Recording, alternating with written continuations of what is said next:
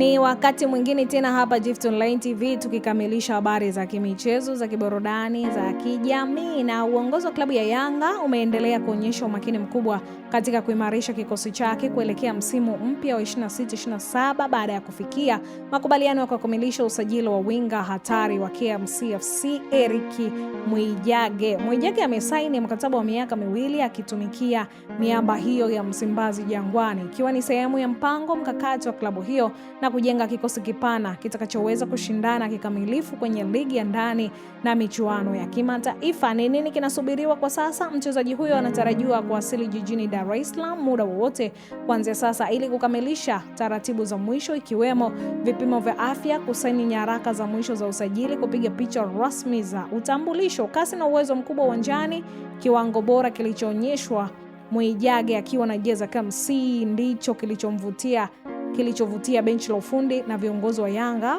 Anajulikana kwa kasi kubwa akitokea pembeni, uwezo mkubwa wa kutengeneza nafasi za mabao, lakini pia usiri na uwezo wa kubadilisha michezo wakati wowote. Usajili huo unaonyesha dhamira ya Yanga ya kutetea mataji yao ya ndani na kwenda mbali zaidi katika michuano ya CAF, huku mashabiki wakisubiri kwa hamu utambulisho wake rasmi pamoja na wachezaji wengine wapya katika msimu huu mpya. Sasa hii ni Gift Online TV, endelea kutufuatilia ili uweze kujua sasa ni wangapi wamesajiliwa, wangapi wametolewa. Baki na Gift